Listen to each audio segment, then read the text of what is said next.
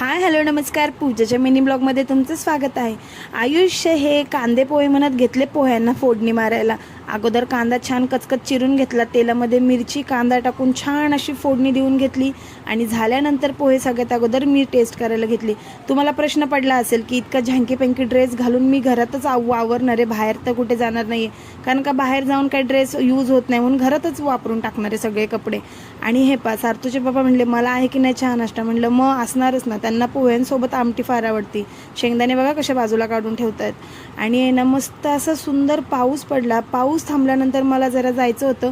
मी गेलते चंद्रकांत दादाच्या ऑफिसला, कारण काय ना तिथं माझं आधार कार्डचं काम होतं. तिथं पण खूप पळापळी झाली, गर्दी होती. येताना मस्त दावणगिरीचा डोसा दिसला, डोसा पॅक केला आणि घरी आले. डोसा वगैरे खाऊन छान झोप घेतली. संध्याकाळी परत लागले चरायला. चहा ठोस खाऊन घेतलं, देवाला बत्ती वगैरे लावून घेतली. परत लागले मी स्नॅक्स खायला.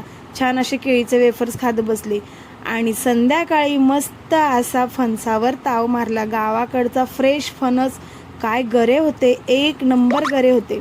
ते गरे वगैरे खाऊन मस्त काय जेवण मग मी कमीच केलं आणि रात्री झोपून घेतलं. Thank you for watching. बाय.